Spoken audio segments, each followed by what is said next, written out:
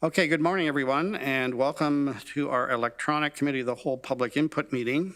Due to the COVID pandemic, Regional Council is practicing physical distancing and all of the councillors are participating electronically. I myself am in the chambers. The first report will be considered under the statutory public meeting requirements. The other two reports are not being discussed under the statutory public meeting requirements, only the first matter. I will now call on the committee clerk to perform the roll call. Jessica? Councillor Armstrong? Present. Councillor Clark? Present. Councillor Erb? Present. Councillor Foxton? Present. Councillor Galloway? Present. Councillor Harris? Present. Councillor Jaworski? Here. Councillor Jowett? Here. Councillor Kiefer? Here. Councillor Lorentz? I'm here. Councillor Mann? Present. Councillor Nowak? Present. Councillor Redmond? Present. Councillor Shantz? Here. Councillor Strickland? Councillor Strickland? Nope, he's not present. And Councillor Verbanovich? Present. Everybody accounted for except for Councillor Strickland. Okay, thank you, Jessica.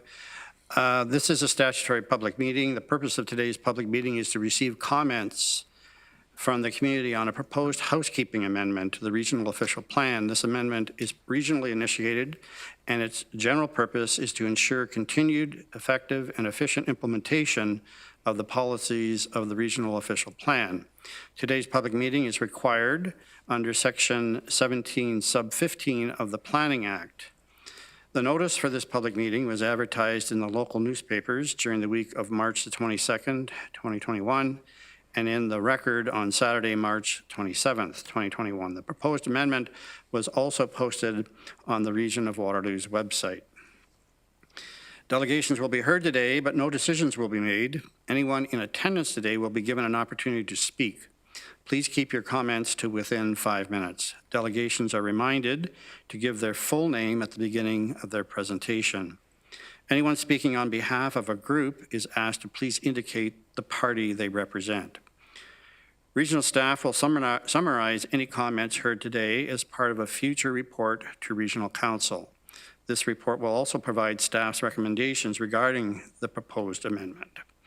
If you wish to be notified of further meetings on this amendment, please add your contact information to the sign-in sheets provided at the entrance to the chamber. Of course, that's not happening, but you can let the clerk's office know by email or by phone. Written comments may be submitted to the regional clerk. At this point, I will call on the region staff to give a brief overview of the proposed amendment. So this is Article 3.1, and I'll call on Kushla Matthews to provide her presentation. Oh, sorry, we have another matter. Just, I'm sorry, skipped over the declarations of pecuniary interest. Councillor Jowett. Thank you so much, Chair Galloway. So just quickly wanted to declare, certainly this is a statutory public meeting. However, input, I have recused myself in the past of input of conversations, discussions in this matter with regard to provincially significant employment land conversion of January of 2019. As I have property that has been deemed under this consideration 215 Drive, I will recuse myself from a conversation, but due to the fact that it is a statutory public meeting, will sit in presence. The item is 5.1, and the report is Peter, Donna, Luke, Chris, Peter, Luke, -21-16. Thank you for your consideration. Okay, thank you, Councillor Jowett. That is the second item on today's agenda. So now I'll ask Kushla to make her presentation, and then we'll hear the delegations. Morning, Kushla. Morning, everyone. Just give me a minute here and I'll set up.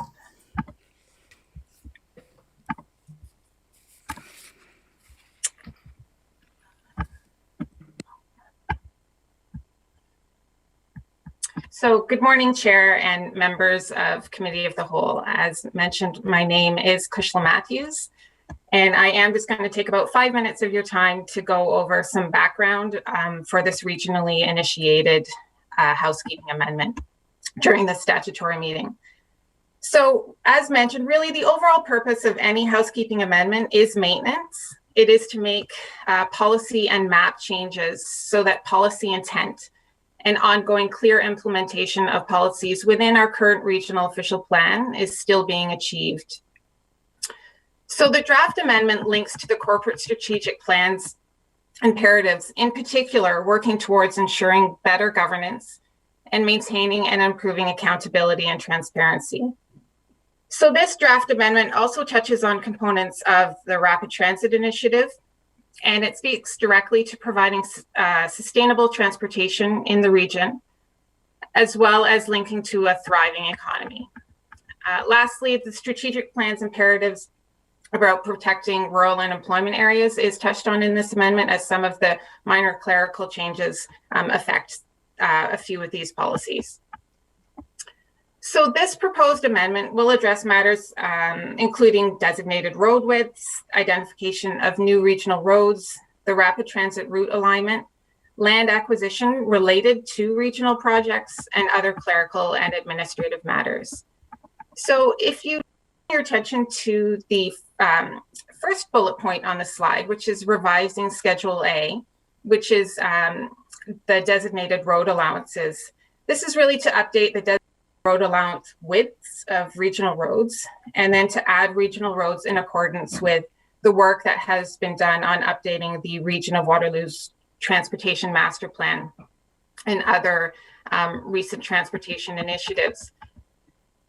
Schedule A has not actually been reviewed since 1995, so you can imagine a lot has happened since then, not the least of which is rapid transit, as well as some other major transportation initiatives. So regional roads do need to be widened to accommodate additional infrastructure. And the resultant update to Schedule A has also affected ROP map 5B, which is the map that relates to existing planned and proposed roads and corridors.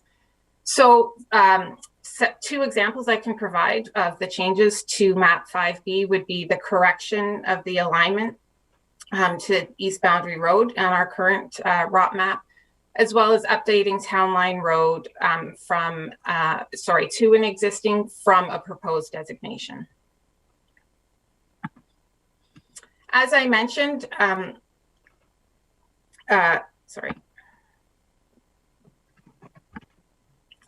just in terms of the second bullet point, we will also be looking at introducing the endorsed rapid transit ion alignment to the mapping, and then provide supporting policies to guide development along the central transit corridor. So if we just look quickly at this map, I just wanted to bring your attention to three items here. So the blue line that you see, the solid blue line is stage 1, the dashed blue line is stage 2. So we will be adding this to the map.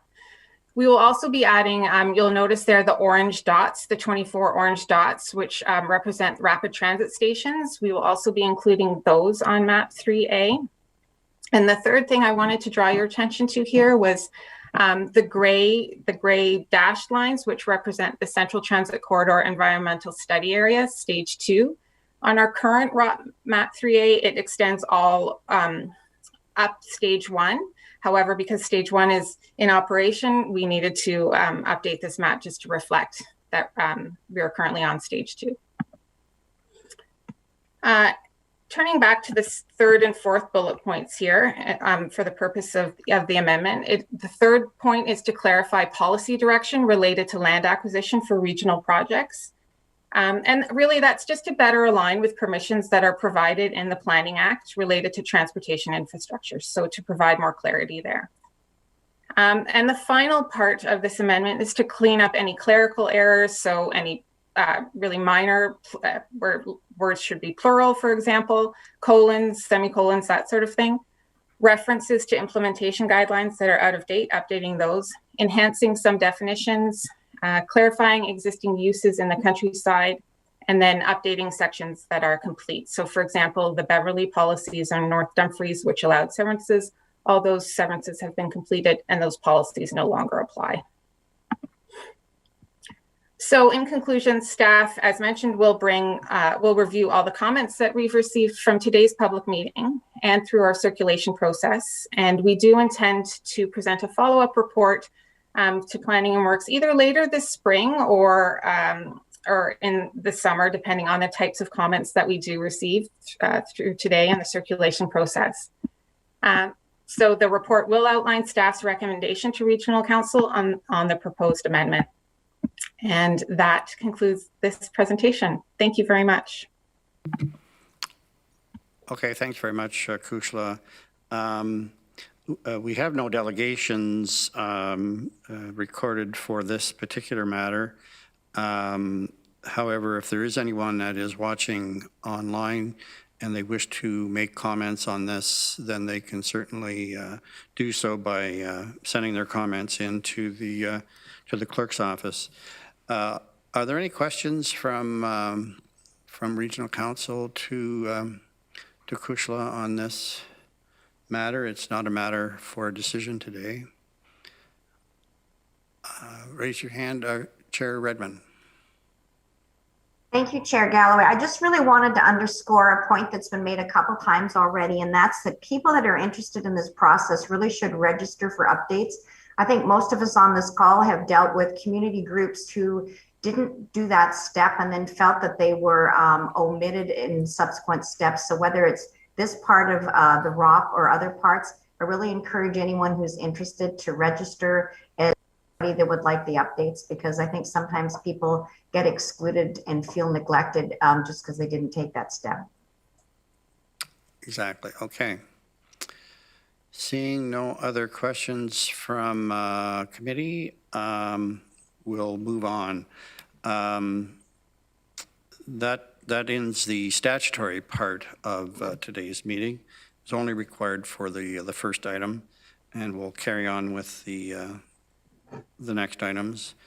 And in regards to that, we'll move to 5.1, the employment lands matter, and I will ask Carmen Whitehead, staff, to make a presentation, after which we will hear the delegations. Or Michelle, did you want to introduce it first? Sorry. Yeah. Introduce both the next two reports. I'd really appreciate it, so thank you. Chair Galloway, councillor, staff, today you're going to hear about two really formative or foundational pieces of the Regional Official Plan Review, our current employment areas, as well as our major transit station areas and alternative targets. These areas are going to inform both how and where we are going to grow into the future to 2051. But what I also wanted to highlight for you is how these pieces start to fit together and how they help us achieve our strategic objectives. And so through a thriving economy, we're protecting our employment areas, we're providing opportunities in our MTSAs for jobs, sustainable transportation, it's with respect to goods movement, active transportation connections, and support for transit in both the employment and the MTSAs. Healthy safety and communities, inclusive communities, we're providing for housing choice and providing the initial work that will allow the municipalities to move towards inclusionary zoning in the MTSAs. And all of these have been reviewed from a climate perspective. They're contributing to us achieving our overall vision for the region and helping us move forward in our key inputs to our land needs assessment, which is our next step in the ROP review process. And with that, I'm going to hand it off to Carmen for him to bring you up to date on employment lands. Okay, thanks, Michelle. Carmen. Thank you. My screen. Yes. There you go. So good morning, Chair and members of Council. My name is Carmen Whitbread. I'm the Principal Planner leading the employment work related to the Regional Official Plan Review in regards to the employment work. Yeah. The report before you today seeks your endorsement on the draft regional employment area and employment conversion recommendations. This work identifies the current employment supply. It does not cover urban expansion requests for urban or employment land, as these requests will be addressed through the land needs assessment process, which is undertaken later this spring. Over the next 7 minutes or so, I will highlight the importance of employment in the region and how it relates to the draft regional employment area. I'll also provide a high-level overview of the requests we received to date to remove land from the regional employment area. Strategically planning for employment is vital to the region's strategic plan, as it supports the thriving economy and promotes economic prosperity. Supporting sustainable transportation supports sustainable transportation by locating employment lands close to major goods movement infrastructure and supports the creation of complete communities. It also helps address the climate crisis by sustainably and efficiently using land and limiting the distance workers and goods have to travel within the region.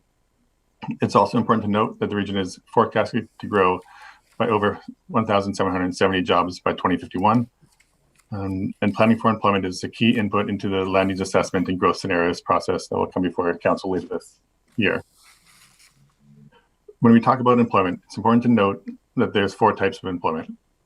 There's major office, which includes jobs in office buildings larger than 20,000 square feet.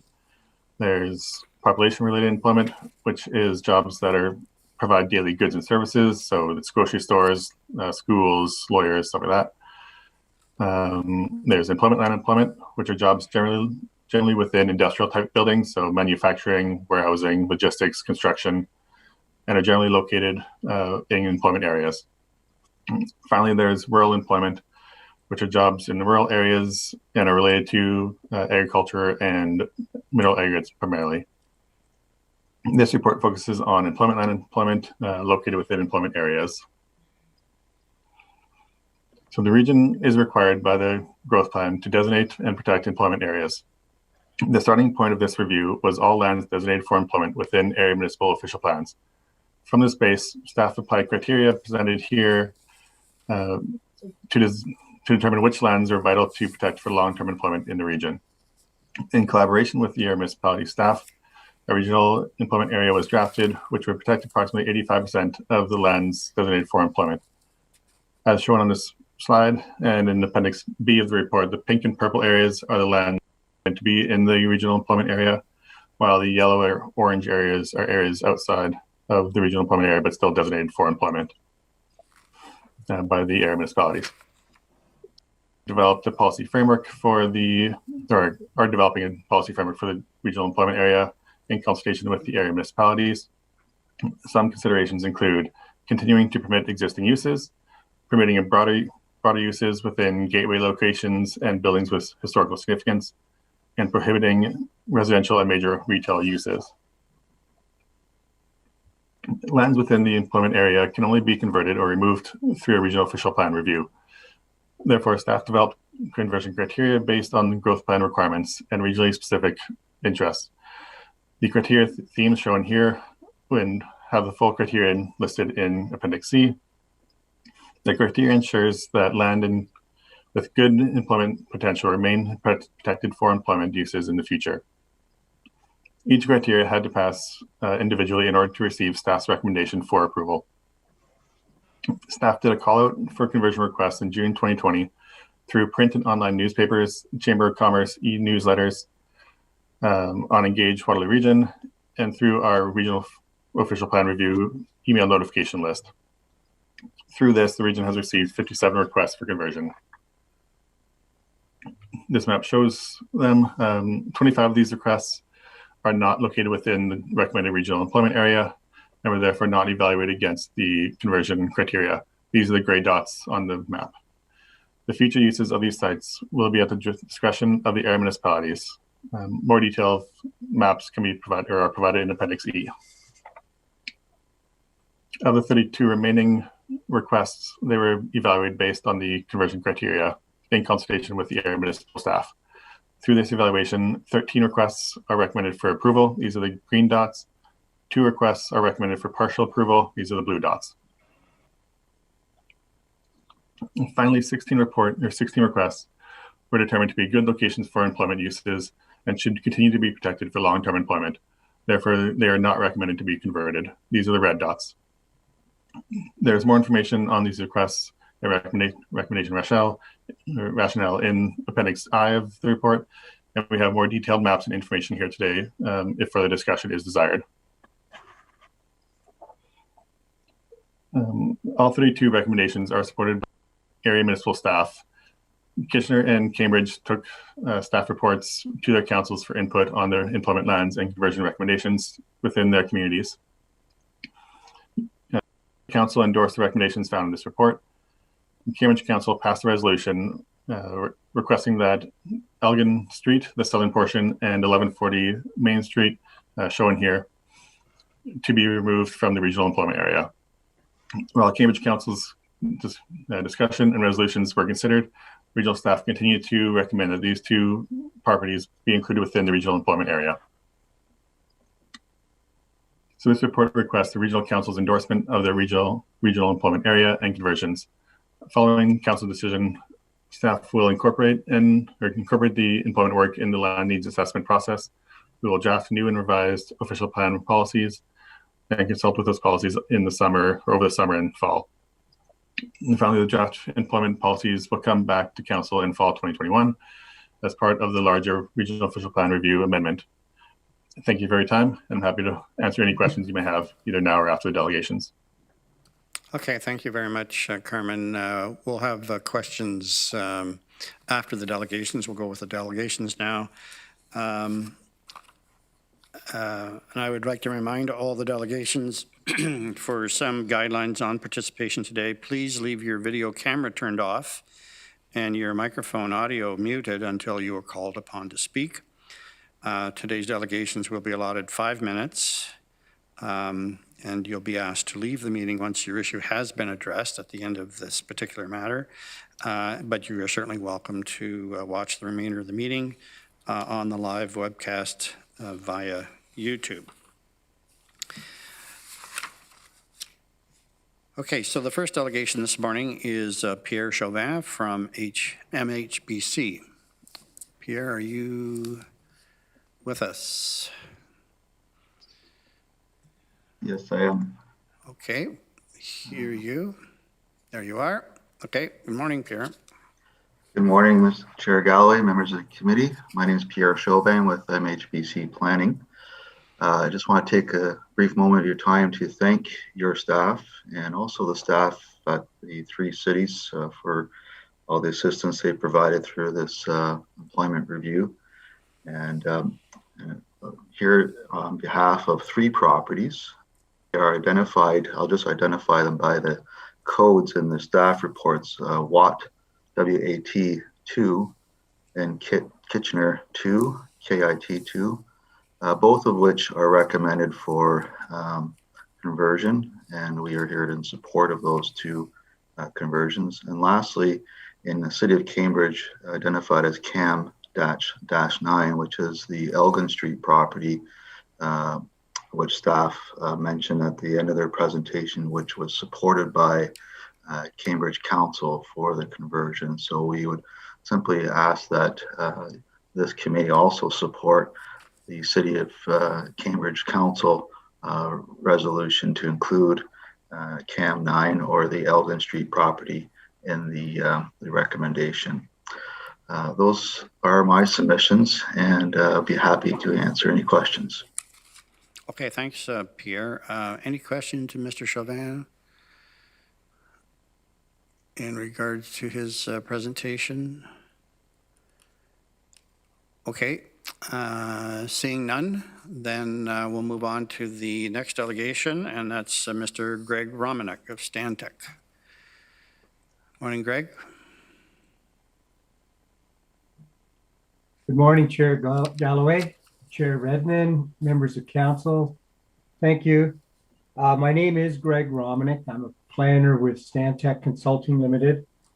I'm appearing before you this morning on behalf of my client, Mr. Stuart Snyder, who owns approximately 1.75 acres of land just near the core of urban core of Baden. It's bounded by Charles Street and Mill Street. It's noted in the report as reference number Will 3. Our letter of submission is on page 300 of 368 in Appendix G, or J, I'm sorry. Firstly, I'd like to note that we do support staff's conclusion and recommendation that the subject lands are not within the draft regional employment area. We note that the subject lands, which are part of a slightly larger, older employment area near the core of Baden, are not regionally significant due to their size, location, and the predominance of existing land uses, which are not of an industrial employment nature. From a good planning point of view, we believe that the lands would be better used and more compatible within Baden as part of the Baden core area as a mixed-use residential commercial area. So in that regard, we support council's adoption of this staff report, PDL, CPL 2116, when it becomes time to do that. We do have one key question, one request that's related, and that is, will development applications, which might be submitted for such lands that are identified as not being within the regional employment area, be received and processed over the next several months prior to adoption of a new updated regional official plan? We would like to see that opportunity provided, not only for our clients' lands, but we think it makes sense generally. This would provide for streamlining and efficiencies to be able to bring these types of lands forward, to position them for redevelopment, rather than having to wait to start the process at some future date after the adoption of the updated regional official plan. Also, in doing so, we think that this could also have a positive effect and contribute to and foster the post-pandemic recovery. So that's my question. That's our request, that development applications would allow to be processed prior to adoption of the new regional official plan. Thank you, Mr. Chair. Happy to answer any questions. Okay, any questions to Mr. Romanick? I will ask Ms. Sergi maybe to respond to that question. Seeing no questions, Michelle? Through you, Chair Galloway. First off, I think what we would like to do is reach out to the Township of Wilmot Planning Department to confirm that they would be fine with moving things forward in parallel. We do have examples with other area municipalities where we are moving forward in parallel. I think the caveat is that until the regional official plan amendment related to the growth components is approved by the province, the local official plan amendment couldn't move forward for approval until that time. We certainly have examples, like I said, in other area municipalities where they are moving in parallel, and from a regional perspective, we wouldn't have concerns. Okay, Mr. Romanick, if you want to pursue that, obviously you can with staff, your particular request.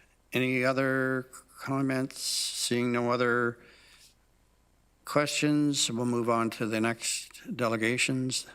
And that's Eric Saulesleja from the GSP group. Eric? Thank you. Just let me get started. I'm going to share my screen. I have a presentation.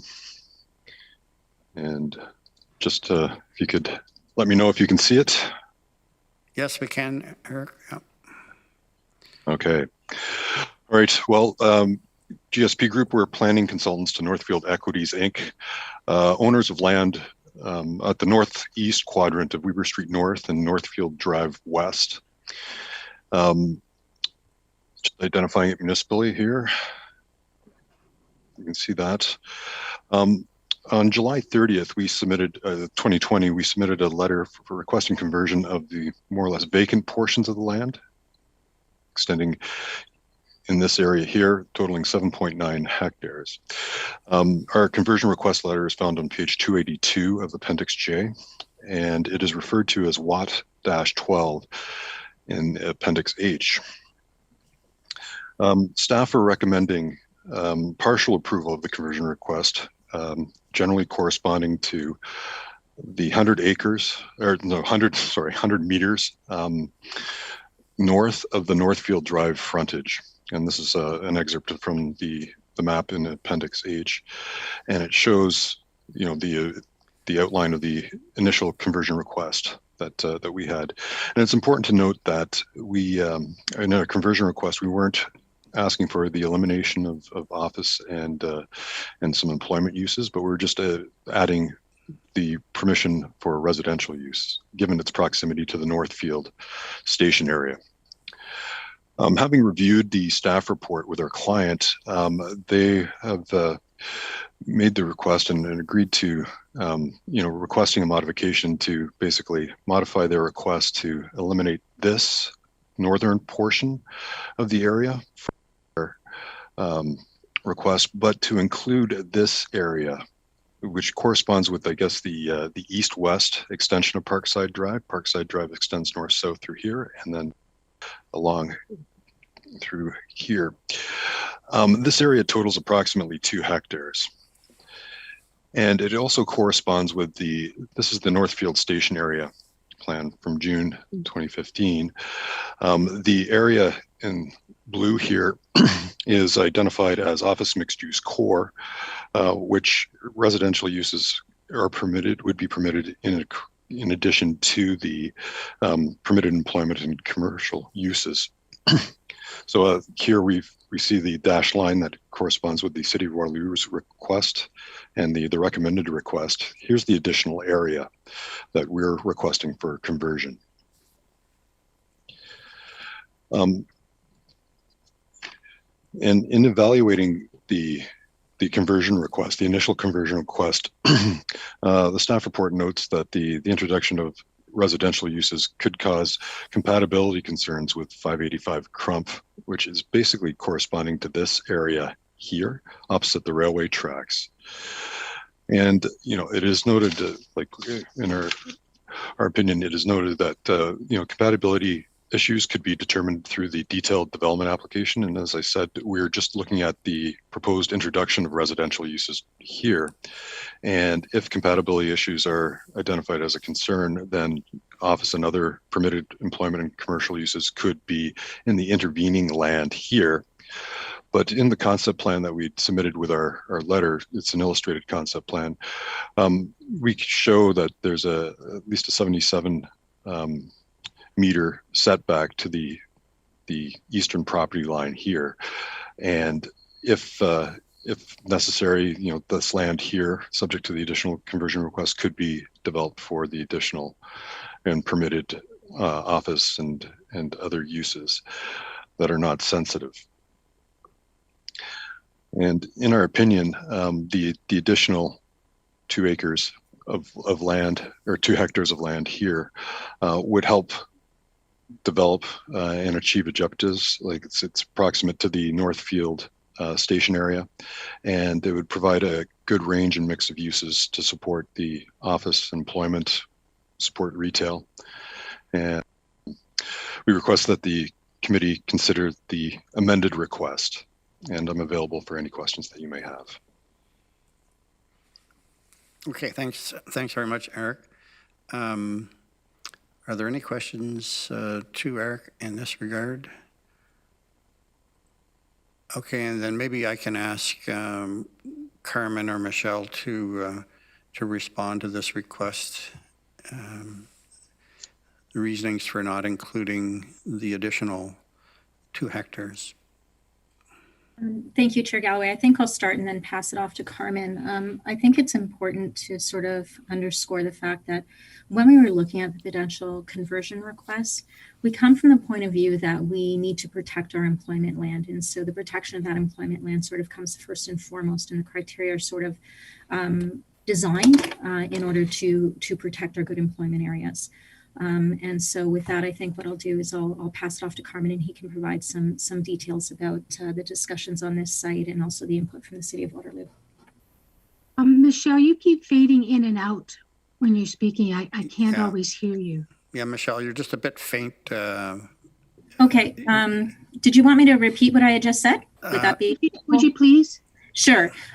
So effectively what I had said was that the work that we're presenting today, I think sort of what we need to underscore is that It comes from the position of protecting employment land and protecting, what is valuable from an employment area from a regional perspective. And that was our starting point, even with the development of the criteria. So I just sort of wanted to reiterate that as part of the background. And at this point, what I'll do is I'll pass it off to Carmen so he can talk to you a little bit more about the specifics of the site, as well as the input from the City of Waterloo. Was that better? That was better. Yeah, thanks. Okay, I'll lean into. Yeah, you might lean in a bit. Yeah, thanks. Yeah, okay, thanks. You're muted, Carmen. Sorry, thank you for that. Through the chair, I'm just going to share my screen again. So this is one of the slides we had prepared. Oh, how to jump back to there.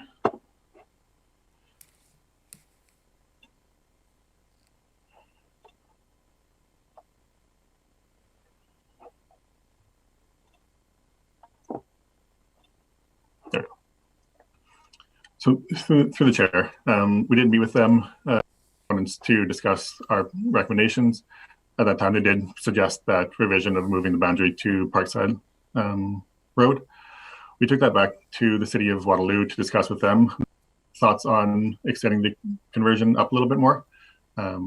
Their staff maintain that their transition area identified here in the blue hatching, which is part of the City of Waterloo request, is the appropriate boundary for employment land, and so this is to keep the residential, the mixed use portion close to Northfield, close to the Northfield Island Station. If you recall from the concept plan that was just presented, they had office immediately adjacent to Northfield with the residential pushed into the employment area, more or less. So I feel the site plan could easily be realigned to put the residential adjacent to Northfield, where the city have intended that mixed use area to be, and it provides shorter distances to Northfield. This would continue to protect employment land deeper within their site and better align with the intended uses of the area. As Michelle said, the primary intent is to continue to protect employment land for employment uses. So there's no physical constraints, no compatibility issues that prohibit employment land or employment developments on this site. It has good location, good access to Highway 85. There is a rail corridor next door that has compatibility issues with potential residential uses. I think I'll leave it there. Thank you. Okay, thanks, Carmen. Any questions to staff in regards to this? I did want to ask, in terms of the density target for the node, for the ion node, how does that relate to this request? Does this request increase or decrease the density in the transit node associated with the Northfield Ion Station? Through the chair, with regards to the major transit station area density targets that will be proposed as part of the next report, there is no assumption of any conversions required to meet the density targets. So it's based on existing permission. So if the site was designated employment, it is anticipated that land would stay employment. So no request or no MTSA density target requires a conversion to meet it. I don't know if Kushlev is on the line with the MTSAs to have any further. I'm not sure what the density target of this specific MTSA is.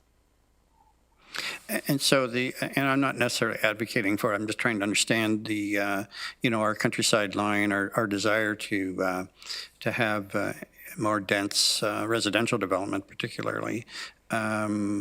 So I take it that's been taken into account in terms of our density targets, our residential density targets associated with the Central Transit Corridor and the countryside line. So through the chair, that is correct. When it comes to the density targets for the MTSAs, it's 160 persons and jobs per hectare. So it's a combination of residential and employment in these areas. And so that particular station is not one where we had to pursue an alternative or a lower target. It's well within its abilities to meet the provincial target for that area. Okay, that's helpful. Okay, no other questions then. Thank you, Eric. And we'll move on to the next delegation. That's Paul Britton from MHBC. Good morning, Paul.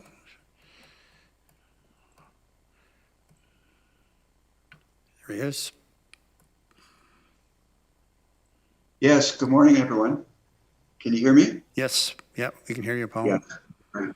Yes, Chair Galloway and committee, it's been some time since we've seen each other over the video and in person. And so it's a pleasure to appear before you today. I'm appearing on behalf of Activa Holdings with respect to two parcels in the city of Waterloo that have been identified as Watt 4 and Watt 5. We support the staff recommendations with respect to Watt 4 and, with respect to Watt 5, and that's the Millennium Boulevard parcel. With respect to Watt 4, the property is addressed as 75 Columbia Street, and the parcel is partially developed, you'll recall, with the regional police station, as well as the headquarters of Activa, and then there's the balance of the property, which is vacant. So we've had a lot of dialogue with staff, both at the regional level as well as the city of Waterloo. And although we don't necessarily agree with the staff analysis, we're prepared to live by the outcome of staff's recommendations based on the policy direction that's outlined in the staff report. That is to consider a broader range of uses at gateway locations, and it would be our submission that the Activa parcel at 75 Columbia Street does satisfy, in my opinion, a gateway location. And in terms of that actual policy development, that's the subject matter for another day. But I just wanted to put our oar in the water, so to speak, with respect to the importance of dialoguing with your staff with respect to the development of the gateway policies.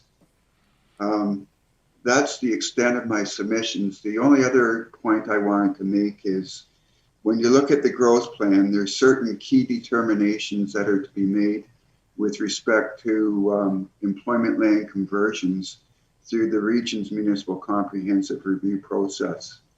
You'll note that the regional staff recommendation starts to talk about regionally significant. And when you look at the growth plan, the lands are either employment or they're not. I think that's the key determination to be made with respect to a comprehensive review process. And I just throw that out there because my general concern with respect to the future discussion surrounding policy is, to what extent are these conclusions made through the regional plan, and to what extent are we going to be revisiting the process through the lower tier official plan conformity exercises. And again, that's the subject matter for further discussion, but I wanted to raise the issue today as something that we intend to take up both with the municipal staff as well as regional staff as matters unfold through the process. So to recap, we're supportive of the recommendations with respect to Millennium Boulevard. We're prepared to accept the staff recommendation with respect to 75 Columbia Street on the basis that we're going to be engaged in further discussions with staff with respect to gateway policies. And I would conclude my submissions by thanking Carmen and thanking Kushla, Brenna, as well as Michelle for making themselves available throughout the process leading up to today's meeting. So that would be the extent of my comments, and I would be pleased to answer any questions that you might have. Okay, thanks, Paul. Any questions to Paul? Seeing none, but I would maybe ask Michelle to respond, maybe for council's benefit, to the broader concern that Mr. Britton raised. Through you, Chair Galloway. We're referring to the employment areas as regional employment lands to help distinguish between the lands that will be remaining in the area municipal plans versus what will be in the regional official plan at this point in time. The name of the future designation is still something that we'll work on in the future as we come forward with the policies in the regional official plan. But the intent is for those that are in the regional official plan to be subject to a municipal comprehensive review. That is not the case with respect to the ones that will remain in the area municipal official plans. So where they're duplicated, they will be subject to an MCR. So in both the regional official plan and the area municipal plan, where it's just in the area municipal plan, not subject to an MCR. But there will be a process or some discussions that will need to go on with area municipal plans and or area municipalities in terms of what the future land use is for those areas. So Okay. just to provide clarification, so Paul, I think we're happy to have those discussions with you and work with you in the area municipalities on that provision. And we're certainly happy to have discussions with anyone regarding future policies related to employment areas. Okay, thanks very much, Michelle. Seeing no further questions, we'll move on to the next delegation. That is Ron Palmer of the Planning Partnership. Hi, Ron. Morning. Good morning. And thank you, Mr. Chairman and members of this committee for providing the opportunity today. As you know, my name is Ron Palmer. I'm a planner and a principal at the Planning Partnership. And I'm here today representing Pritsa Global Enterprises, Inc. Pritsa Global are owners of a number of properties within the newly defined Research and Technology Park Major Transit Station area in the city of Waterloo. My client are the owners, as I mentioned, of a number of properties, including 156 and 160 Columbia Street, 466 Albert Street, 385, 388, and 405 Phillip Street. Echoing a number of other delegates today, we are generally happy with the staff recommendations related to all of those properties, with the exception of the recommendation related to 388 Phillip Street, otherwise known in the report as WAT-9. 388 Phillip Street is the former home of Raytheon in the city of Waterloo, and it is now occupied by Pritsa Global Enterprises. It is a relatively large property, and that property is substantially underdeveloped at this time. Property is also sandwiched in between a new higher density community to the south, residential community, the evolving Albert Street corridor to the east, the planned transition area of the city of Waterloo to the west, and existing suburban office forms of development to the north.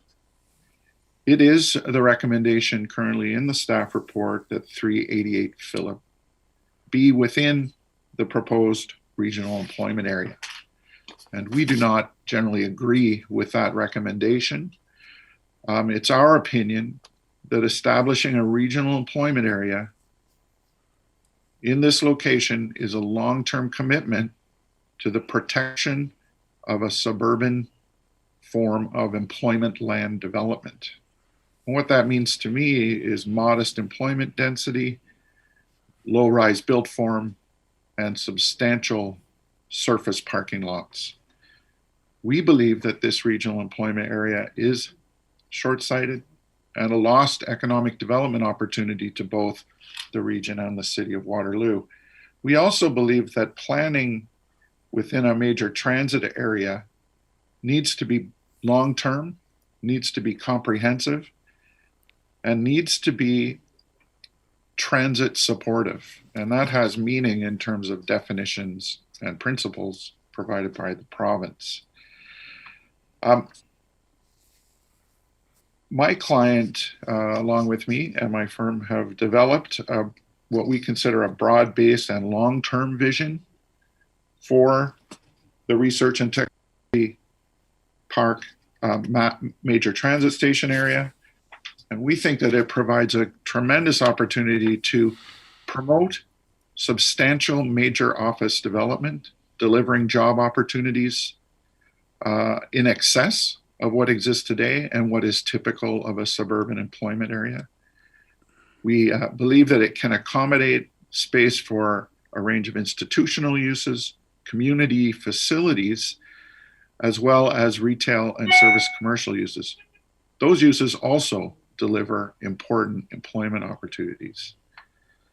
We believe the introduction of higher density house forms will provide enhanced opportunities to provide housing forms that are more attainable and more affordable. And we also propose a robust public park system within the MTSA.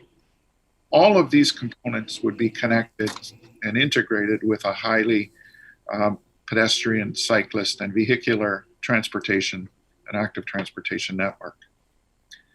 In closing, we look forward to continuing our work through this process, through the region and the City of Waterloo.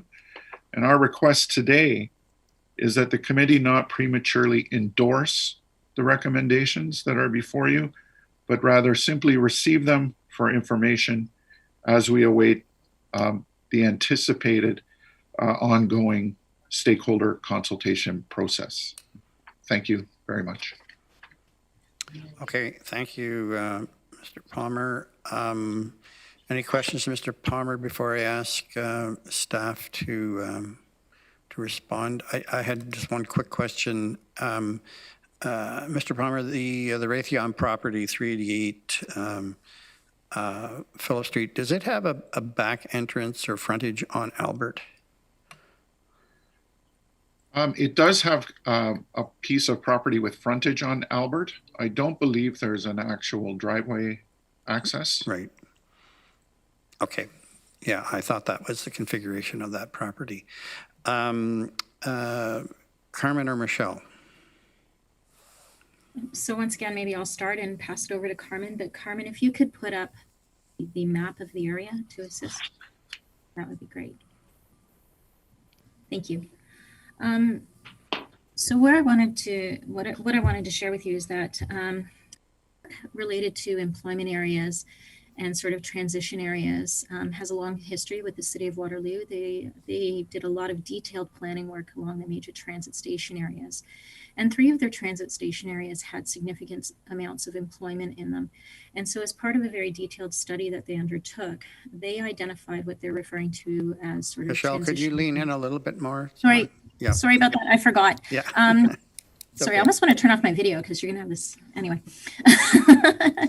I apologize if all you see is my forehead.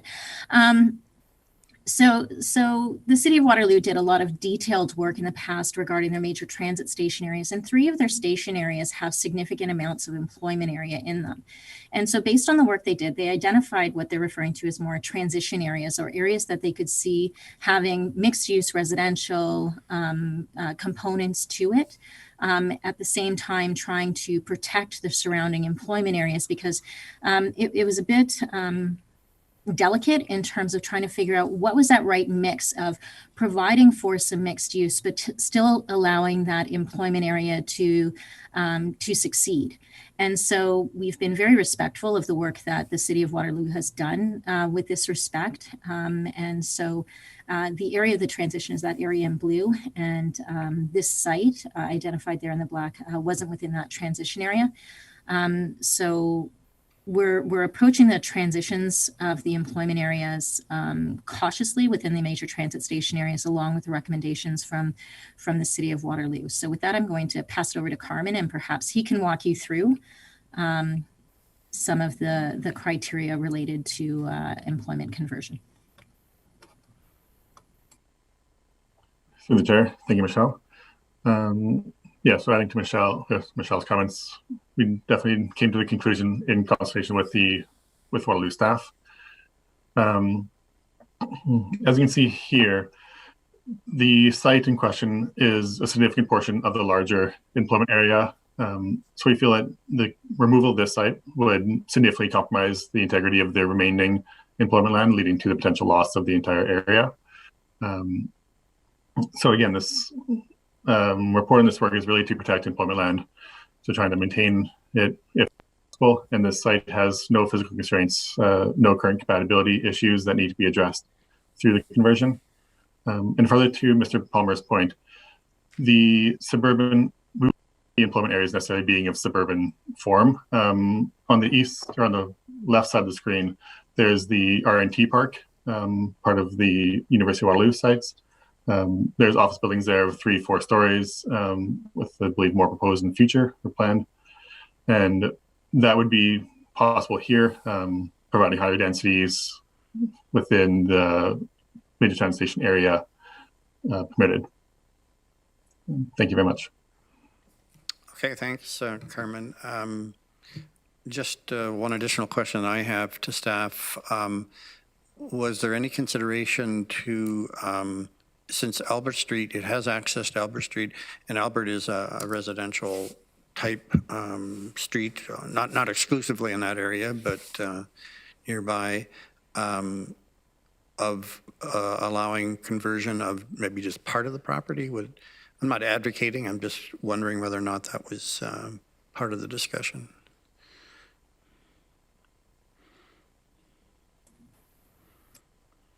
Through the chair, no, that specific portion, that idea was not considered. But again, there could be site plan process to buffer against a residential portion of Albert Street there. Okay. I don't know if Michelle can.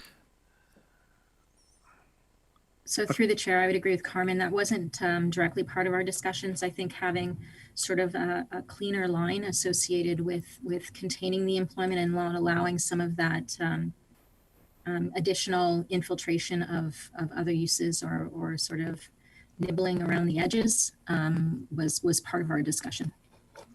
Okay, thank you. No further, or Councillor Erb. Thank you, Mr. Chair. Just curious, what currently is on that parcel of land that's fronting onto Albert Street now? But there's nothing on that particular parcel. The Raytheon development was really focused on Phillip Street, and the property is quite large and goes in towards Albert without any development on it. Okay, so it's currently vacant. Currently vacant. Okay, thank you, Mr. Palmer. We'll move on then to the next delegation. That's Brandon Flewwelling from GSP. Morning, Brandon. Hi, good morning, Chair, members of council and staff. My name is Brandon Flewwelling. Brandon, you're a little bit faint. Sorry? I'm not sure what you can do to modify that.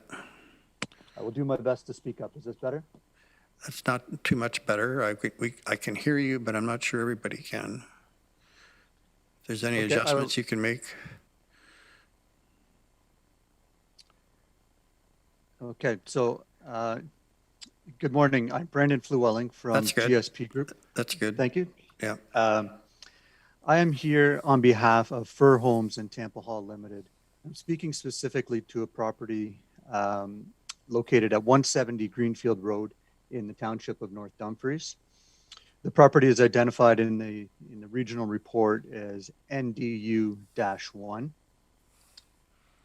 Regional staff is not supportive of the request that we had put forward to not have this property included within a regional employment area. We have met with staff to discuss the property and have submitted letters outlining our suggestions and our concerns, and they are included within the appendix of the staff report. The rationale for our specific requests with this property are really related. They're based on the locational attributes of the site, the size of the site, and the site itself is 2.3 hectares in size. It is constrained by environmental woodland along the south property line, as well as some steep slopes. So we really think the ultimate developable area is about 1.6 hectares. The removal of this site from the regional employment area, in our opinion, would not create a large gap or a a removal or a hole in the regional employment mapping donut, if you will. It has the ability to function as for different uses, and really the interest would be an ultimate conversion to residential. However, we understand and fully acknowledge that the site is currently designated in the township official plan as dry industrial commercial. As Michelle alluded to earlier, removal of this site from the area of regional employment does not ultimately convert the land to other uses. It simply removes the barrier of having to go through a municipal comprehensive review in the future, should a specific development proposal come forward. And I think that's important to remember in this specific location. It is a small site. There's a very strong demand for residential development within all communities, but certainly it's been experienced in the past in the community of Ayr. Fur homes currently have a residential development just south of this site under development, and there was a strong demand for. They had 61 units available for sale, and they had 1,000 names on the list of interest. We're making the request at this time that the property not be identified as a regionally significant or as part of their regional employment area, but again, underscore that the existing township designations as dry industrial commercial will remain, and that future processes are required to look at redevelopment of this site. At this time, we simply requesting the opportunity to have further discussions with staff about the importance of this site from a regional employment perspective, and would like to continue that dialogue before final decisions are made. I'll conclude my remarks there and happy to answer any questions. Okay, thank you, Brandon. Again, Michelle, or are there any questions of Mr. Flewwelling from the committee? Seeing none, Carmen or Michelle? Thank you, Chair Galloway. Once again, I'm going to ask Carmen to pull up a map of the location.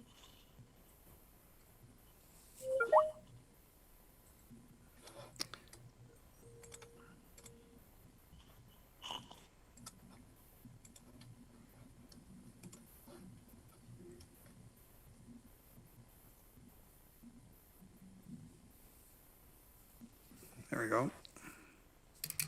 Thanks, Carmen. Through you, Chair Galloway. So the site is located with an employment area that's identified in the township of North Dumfries.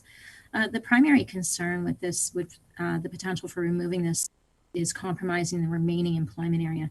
There's this fairly significant employment use located directly across the street, as well as through our discussions with the township, we know that the triangular piece that's immediately to the site has some fairly what we would describe as credible interest in the property and could compromise future uses in that location. So I will now pass it off to Carmen, and perhaps he can walk us through some of the criteria. Thank you, Michelle. Yeah, so again, trying to protect employment. So the green elevator, residential uses immediately adjacent to it. So you see like the image on the bottom, the right-hand corner of the intersection there is a subject site in question with the green elevator immediately across the street from it. In addition, the township has requested additional employment lands in the proximity of this area. So this conversion of this request would go against the need of employment in Ayr that the township has identified. The Northumberland Street is really meant as a dry industrial corridor. So breaking this site out would break up that corridor of employment uses. And while the site is constrained by some natural features, that also restricts the amount of buffer that would be able to be provided for the green elevator, significantly reducing any potential for residential uses on the site. And you can see here with the relative size of the site versus the Home Depot or Home Hardware to the north of it, that type of development would be able to fit on this site as it is. Yeah, I think those are the main comments. Okay, thanks, Carmen. Okay, any further questions regards to this matter? Okay, we'll move on to the next delegation. That's Dave Ashton of MHBC. Morning, Dave. Good morning, Mr. Chair. Can you see me there okay now? Yep. Okay. Thank you. And good morning to members of the committee as well. I'm here on behalf of a number of properties this morning. Just want to mention the ones that we are in support of. 844 Cortlandt Avenue, 180 Grow Avenue, 46 Main Street, and 600 to 1140 Main Street. So the Cortlandt Avenue is in Kitchener and the others are in Cambridge. And also want to share our thanks for Carmen and the team for working with us through the process. They were very helpful, they were responsive, and always willing to have a discussion, and very much appreciate that approach. I do want to speak to one of the recommendations that I'm here not supporting, and that's related to 1140 Main Street, or CAM-8. And that's the property that Cambridge Council resolution relates to. And Cambridge Council has asked the region to not include the lands within the regional employment area for future consideration for commercial uses. I think this is a scenario where Ms. Sergi was speaking to, where lands may have a designation in an official plan, but not a regional employment area. And that's the request we have here this morning, that the lands not be included within the regional employment area. There are a number of different considerations. Just to point out a few, the lands are not connected to the Eastern Industrial Park, so they're really an isolated employment area. The region has supported, as you'll see on your appendix, all of the other requests that were made on Main Street in Cambridge.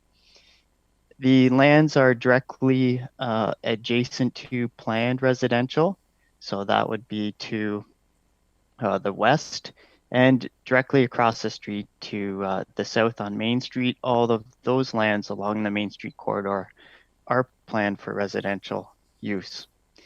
So there are a number of factors that we had discussions with regional staff, the presentation to Cambridge Council. And I would just like to also point out that regional staff were involved in the discussions at the Cambridge Council workshop and the Cambridge Council meeting, and actually provided input into the Cambridge Council resolution as it relates to the request.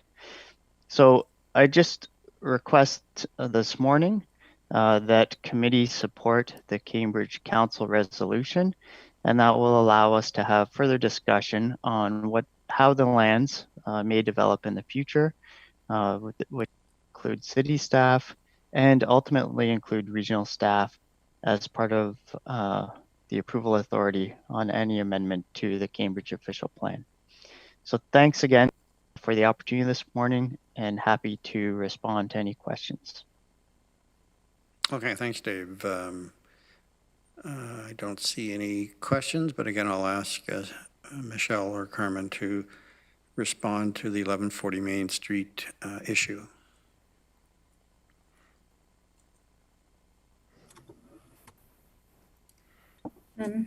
Thank you again, Chair Galloway. I'm just going to ask Carmen to pull up the map once again. And so certainly this was a discussion at City of Cambridge Council. So there is, it's a large site. There's only a small portion of it that's core feature that would be an impediment to future development, although the site, when you look at it, looks quite natural and quite wooded, so it would be something that would need to be reviewed. I think one of the challenges with this site is the location or proximity to the regional waste management facilities, so the composting site and other ongoing operations located in that location. And so challenges associated with the D4 guidelines and sort of introducing any sort of sensitive uses like residential to this area. And so given the size of the site and its proximity to uses that would be incompatible with future residential, staff are continuing to recommend that this site be identified as employment area. I think what I'll also do at this point in time is pass it off to Carmen so he can walk us through some of the criteria. Chair, thank you, Michelle. Yeah, so in addition to the Cambridge Waste Management Center issues with that, there's also the scrapyard to the east, or sorry, to the west, that would pose compatibility issues with residential uses on the subject site. And again, this site could be a good location for employment based on the future East Boundary Road, which you can see here with the connection within a few hundred meters of this site. And then going back to the Cambridge Waste Center, there is a 500-meter buffer area of influence involved with that. That would require further city or further plans and studies done for it. And that 500-meter radius was really the boundary for the Dundas and Main Street secondary plan in Cambridge. And that is why they determined that residential uses would stop at the west side of the subject site here. I'll leave it there. Okay, thanks, Carmen.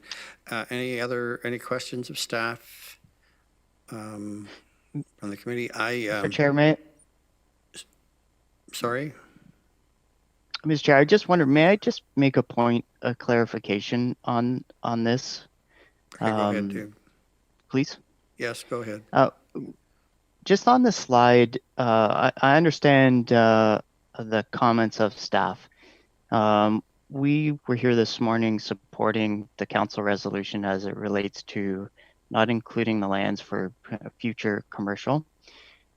This slide suggests we're proposing residential. That was the original request, but through discussions and through the Cambridge Council resolution, we recognize that there may be concerns associated with the Waste Management Center, and that's why we're requesting support of the Cambridge Council resolution, which relates to removing the lands from the regional employment area, but for future consideration in the city official plan for commercial. Okay. Again, on this slide, it talks about potential gateway commercial policy. If staff would confirm that these lands would be captured as part of that gateway commercial, then we likely could be okay. But in previous discussions, that was not the position of staff. So, sorry, just wanted to clarify that we're here in support of the Cambridge Council resolution, not the conversion to residential, if that may help committee that's good. consideration. Thanks, so my question to staff is the Cambridge resolution, the Cambridge Council resolution, is it in conformity with their secondary plan, the Main and Dundas secondary plan, or is it not? So through you, Chair Galloway, I will attempt to answer this question and then look to staff if there needs to be any follow-up. The boundary for the secondary plan ends at the boundary of this site effectively. The work is ongoing associated with that secondary plan, so I know that it was put on pause for a short period of time and that the City of Cambridge is looking forward to continuing that work in the fall. But my understanding is that this property in particular was not included in that work to date. Okay. And the other question I had is, I take it that staff, as Mr. Ashen just clarified, are aware that residential uses are not being contemplated or not to be expected, but rather commercial what impact does that have on staff's thinking recommendation on this property? So through you, Chair Galloway, my understanding is that Cambridge Council is requesting that it be removed from the employment area, so it's effectively converted, at which point in time that could potentially open it up to sensitive uses, which is concerning given the proximity to the waste management center. I think with respect to the gateway commercial policies, those are still under development. We're working with the area municipalities to try to come to consensus as opposed to what those gateway commercial policies look like and the permissions that would be permitted. What I can say is that, as indicated on the slide here, that we would be looking more towards service commercial, so uses that would primarily facilitate the employment area, potentially some of the residential areas around it as well, but that we would not be looking for major retail in these areas. So is that to say, Michelle, that there may be another or different process for this landowner to pursue as opposed to being removed from the REA in order to achieve what they might want to achieve on this property? From a regional staff perspective, I think discussions with the City of Cambridge related to gateway commercial policies are one potential path forward for them. Okay, any other questions on this matter? Okay, thank you very much, Dave. And the last Thank you. scheduled delegation is Hanna Domagala from Coldwell Banker. Good morning, Hanna. Good morning. Can you hear me well? Yep, we can hear and see you, Hanna. Good, thank you. I'm here today on behalf of Mary Vasiga. She is the owner of 470 Allendale Road in Cambridge, close to Fountain Street. And also obviously on behalf of Coldwell Banker, Peter Benninger Realty, and the planner on this case is Terry Jones Consulting. We're coming a little bit late in the process, but that's because we only found out that there's some concern relating to this property last week when the report was published. The owners and obviously Peter Benninger has been on this property for a number of years and actively involved in the East Side Lands development, had numerous discussions with the city and region on the process, and was under the impression that the lands will be kept as is residential. Now in the report we saw that it is actually suggested to be converted to be within the employment area. So we have studied and submitted a quick letter 4 days ago to the region to reconsider this position to mainly protect today's use and anticipated redevelopment rights for the residents. I would like here to thank Michelle Sergi for jumping on a phone call with us yesterday quickly to kind of discuss this issue. And obviously this is just the beginning, so we would like to discuss this further and have some time to come up with a solution to this property, which is large enough, obviously, to support a bit more than the house that's standing there right now. So therefore, I just ask to have this reconciliation for this property and work with staff to come up with a solution.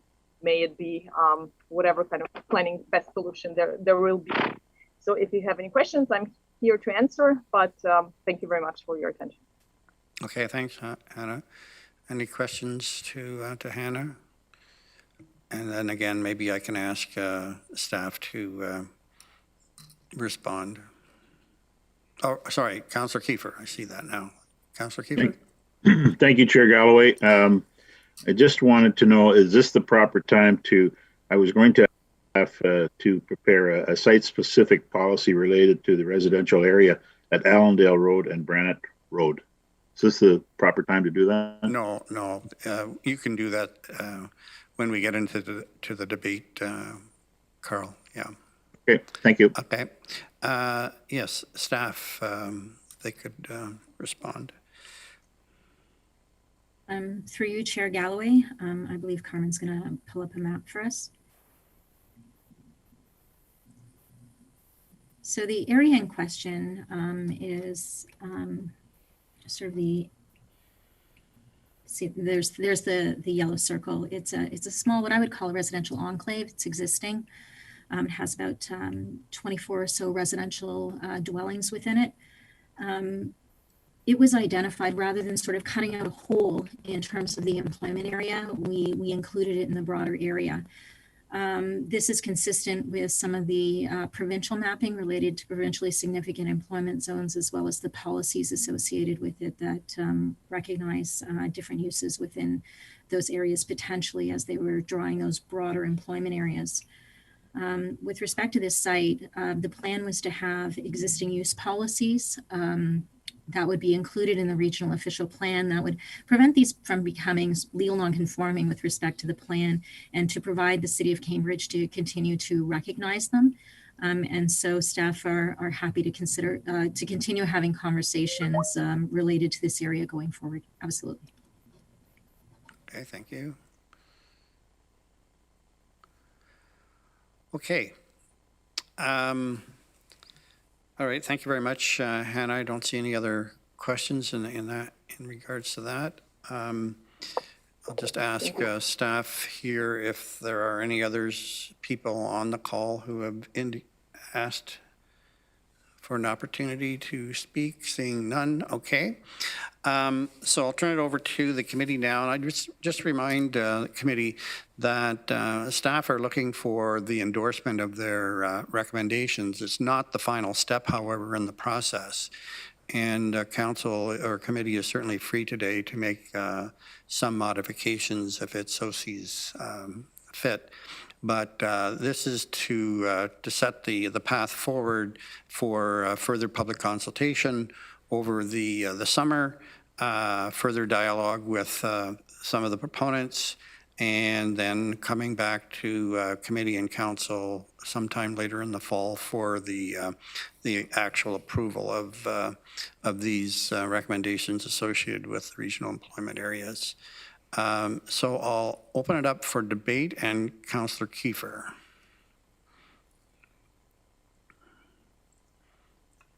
Thank you, Chair Galloway. Just wanted to have this as direction to staff to prepare a site-specific policy related to the residential area at Allendale Road and Brannett Road as per the last delegation that spoke, if that's possible, Chair Galloway. So direction to prepare that report, are you, but you're not amending today's endorsement? Which No, I'm just asking for to prepare a site-specific policy on it, that it could be possibly amended. Okay, that's fine. And then I know discussions will, on that particular property, discussions will continue, as Michelle indicated. It's a little bit late in the process that this has been identified by the owners, not a major developer, and I understand the land is currently for sale, and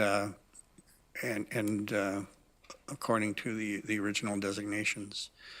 I think Chair Galloway, I think originally too there was some irregularities with regards to mapping on this particular project, and you know, that's one of the reasons why maybe they came in late with what they're recommending here. But that's just what I understood in some of my conversations. Thank you.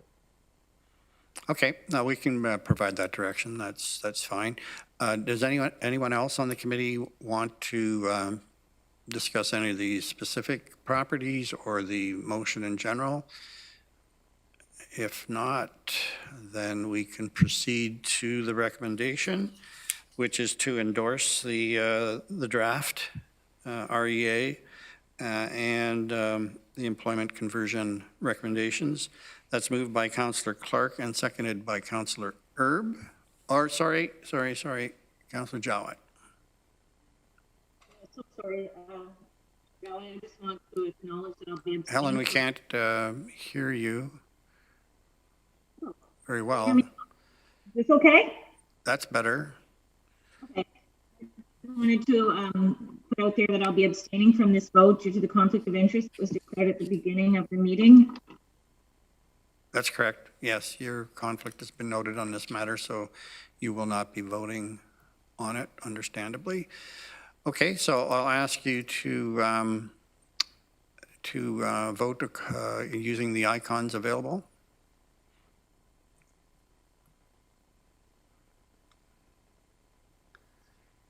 And that is carried.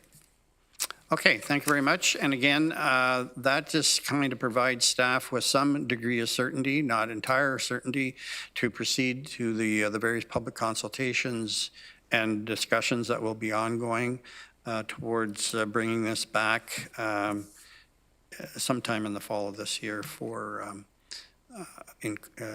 a final decision. And we'll have one more matter, and that is the official plan review associated with the proposed major transit station area boundaries and the recommended alternative density target requests. And I believe, again, Kushla is going to have a short presentation. Hello again, everyone. Just let me get set up here.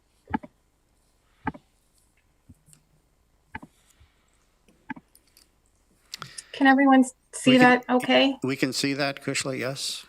Oh, great.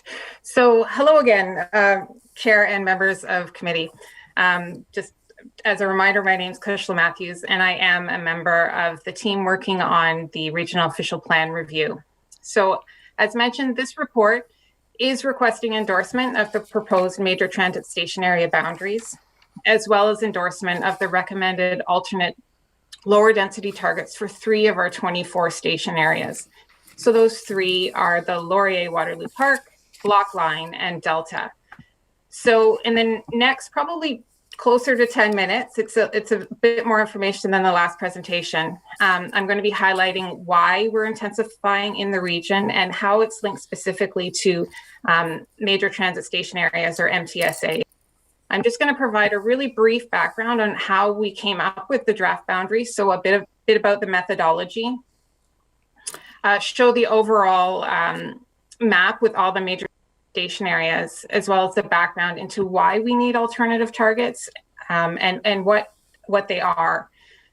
So right at the top, though, Michelle spoke to, in the introduction, how this work relates to the overall vision for the region through the corporate strategic plan, and specifically some of the imperatives. So major transit station areas are important to the creation and the maintenance of complete communities, and they do support a thriving economy.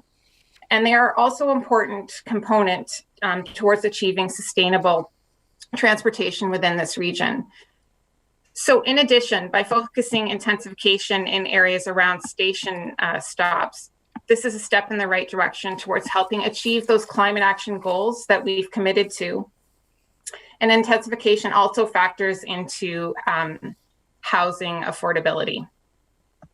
So from a legislative perspective, this work also fulfills the requirements of the Planning Act for protected major transit station areas. And so what that essentially means is that once boundaries are confirmed or put into the regional official plan, they can't be appealed to the local planning tribunal. And it also means that area municipalities can then focus their efforts on inclusionary zoning, which links back again to affordable housing. So on this next slide, one of the questions we often get asked is why is the region drafting, why are the region drafting the boundaries? Why isn't it at the area municipal level? And really the answer to that is relatively simple. And it's that it's a requirement that came directly from the province through the growth plan. And so what the regional official plan will show is they will show the MTSA boundaries, and then will also provide a supportive policy framework within which area municipalities are then able to do their own detailed station area planning, as well again as do work on inclusionary zoning should they so choose.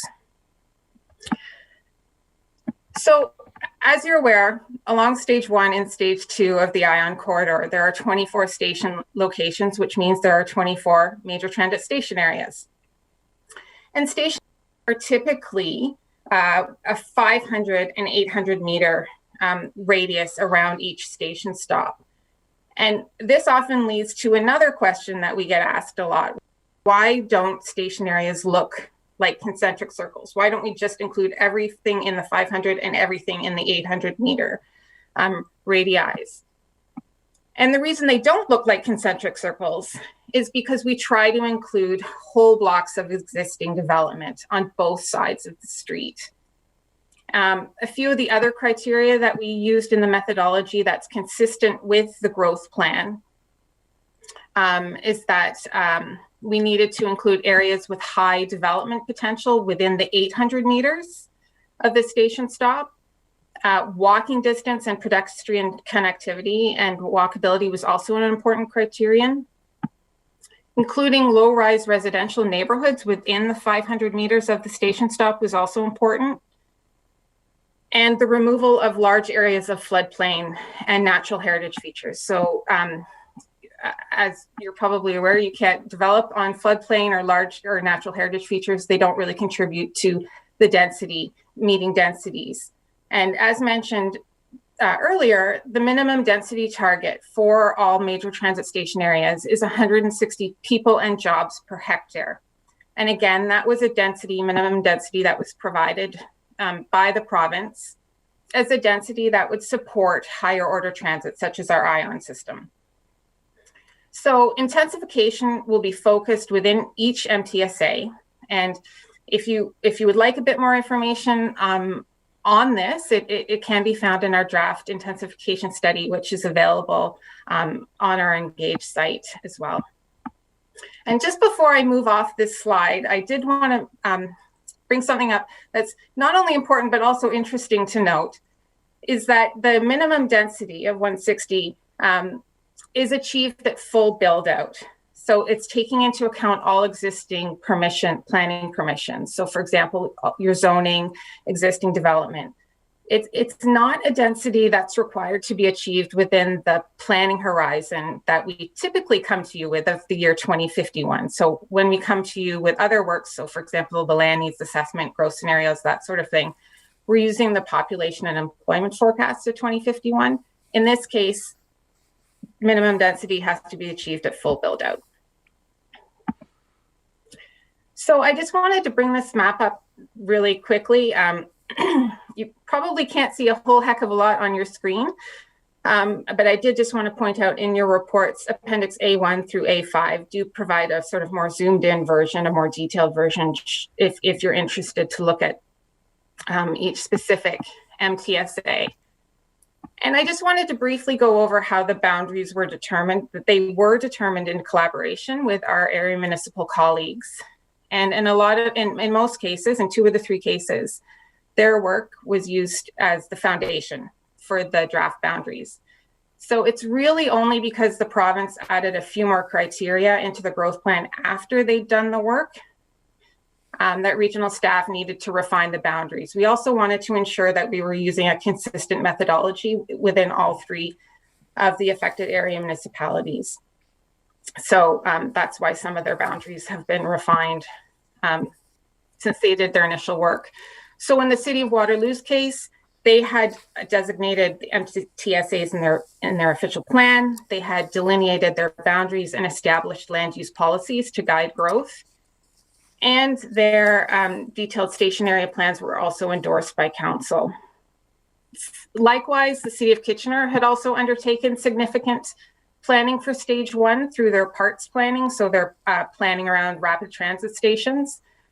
So they had already identified their major transit stations as well, their walking radiuses, and a policy framework to guide for their detailed planning efforts.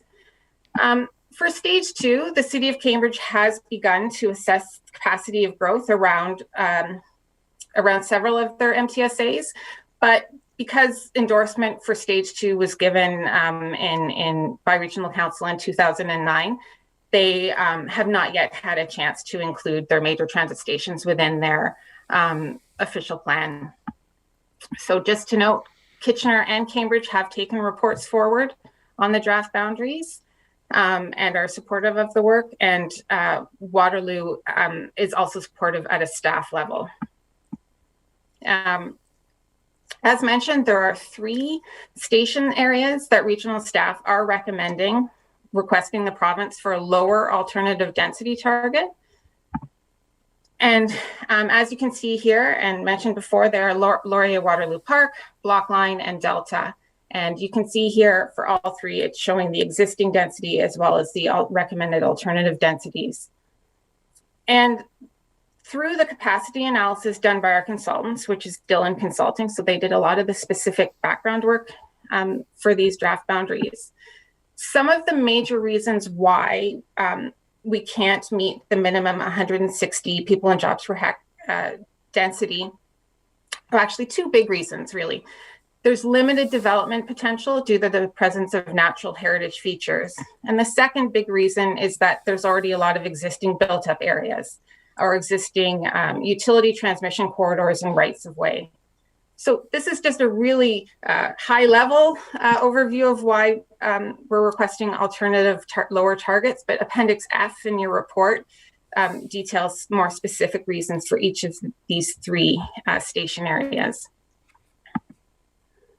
So just in conclusion, what we're seeking is endorsement, and if endorsed, we would forward these alternative targets to the province. We have been in conversation with them regarding the rationale and justification for these 3 station sites, so they are aware and are anticipating something coming to them. We would continue to work with our area municipal colleagues to draft new and revised ROP policies. And of course, we would come and share those draft policies in the summer and fall of this year. And just to note that the draft boundaries have been to the public through our Engage website as well in 2020. So we would then, similar to the employment work, bring forward a draft ROP review amendment through the components of growth amendment in the fall of 2021. So that concludes the presentation, and thank you very much. Okay, thanks, Krishla. Councillor Jowett. Okay, so thank you, Chair Galloway. Just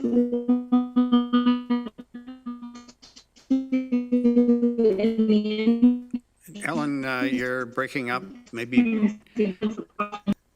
There are transit implications as Holiday Inn Drive is on the Ontario Places to Grow.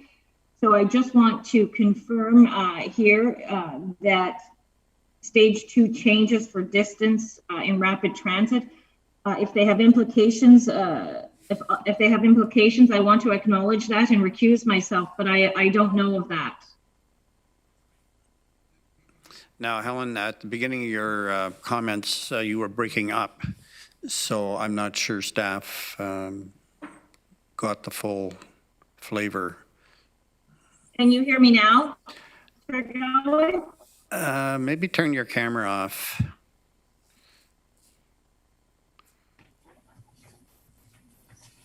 Is this better? Okay, go ahead, yeah. Better? I can hear you. I apologize for that, and I don't like to take up valuable time. However, in the interest of transparency and abundance of caution, the Ontario Places to Grow mapping has consideration around growth on Holiday Inn Drive. So once again, I'm bringing this forward just to ensure that stage 2 transit improvements, if it has implications to Holiday Inn Drive, I'd like to recuse myself. So I just want to ensure that I'm being clear about concerns in this regard. So if there's changes with regard to rapid transit or stage 2 of rapid transit, can I have acknowledgement of same?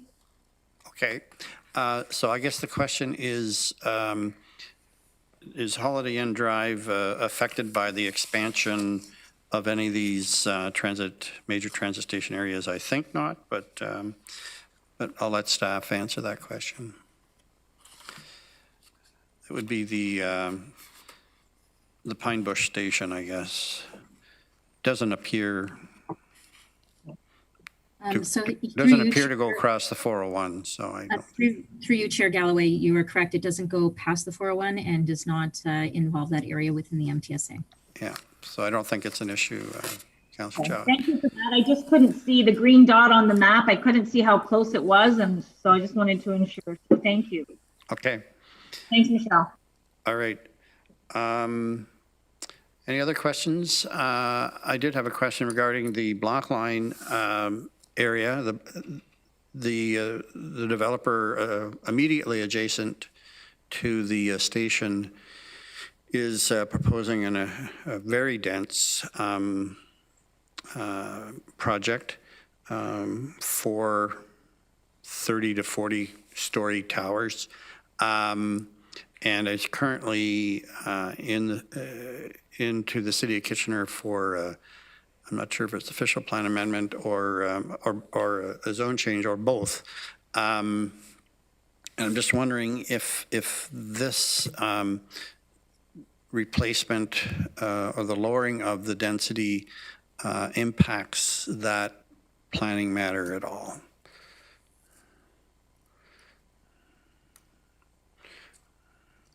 If staff could respond to that, if you understand what I'm saying. Michelle?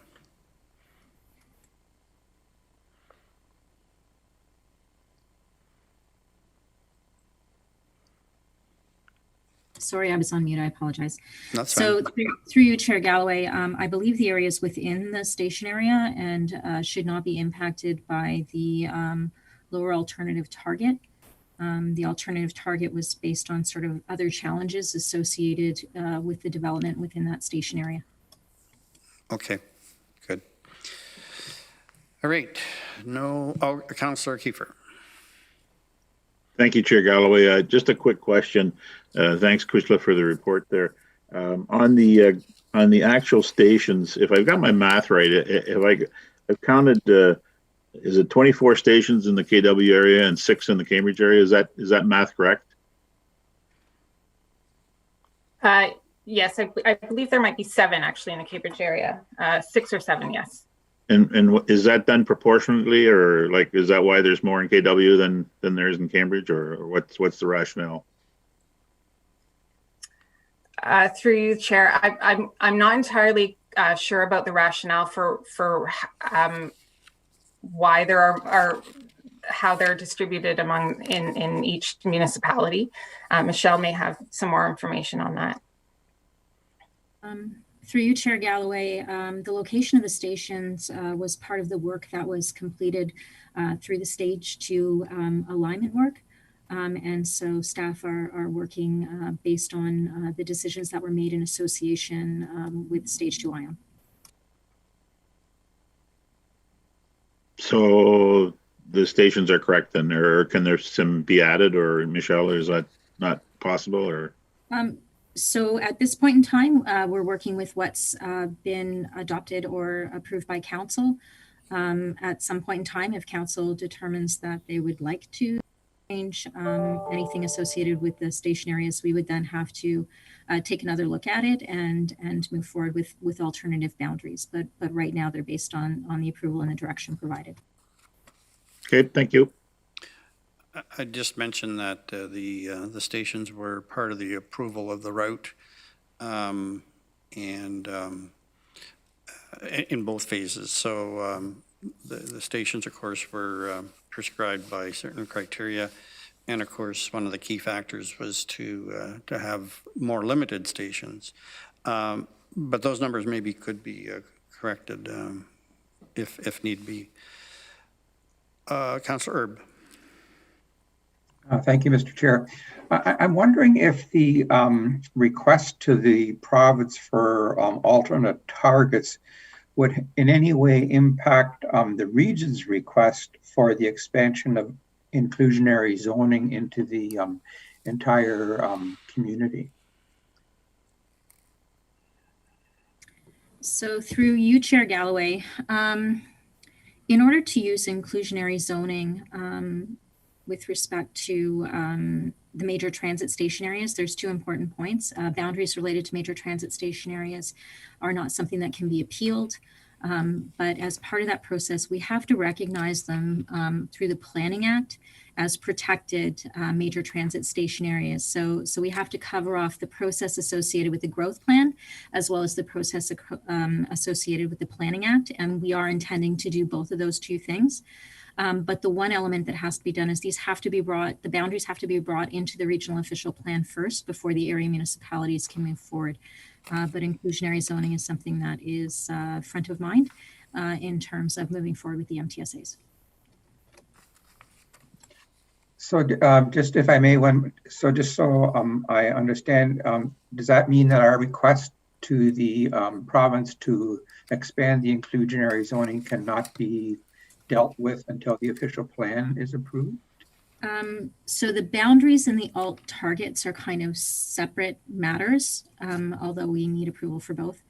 Related to the MTSAs specifically. So the alt targets shouldn't impact the boundary work, but the area municipalities cannot move forward until the boundaries are in the regional official plan, and then they can proceed with their work on it.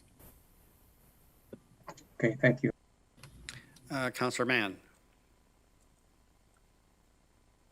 Thank you, Mr. Chair, and through you. Thank you for the presentation, Kushla. It was very informative. Quick question to the request to the province to lower the alternative density target. In your opinion or your experience, how likely is that to be accepted by the province? Michelle Kushla. Through you, Chair. I think we've been having some really good conversations with the province over the past several months on this specific topic. So I think they are understanding of our rationale and our justification for the request for lower density targets, and they at this point have given some positive feedback on this potential request. Great, thank you, Mr. Chair. Okay. No further questions. There's a recommendation there.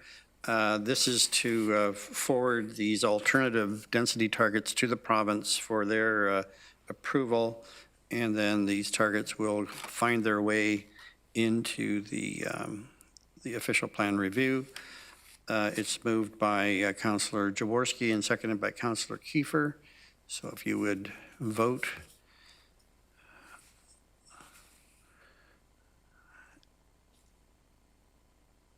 And that is carried. Is there any other business to bring to the meeting? If not, it's moved by Councillor Rent, seconded by Councillor Harris to adjourn. If you would vote on the adjournment. And that's carried. So thanks, staff, and thanks to the committee for your time this morning, and some pretty important matters, all of them related to the official plan review. And of course, we look forward to much more of this the rest of the way, particularly this year as we do our ROP review. So thanks again, and have a good day. Bye now.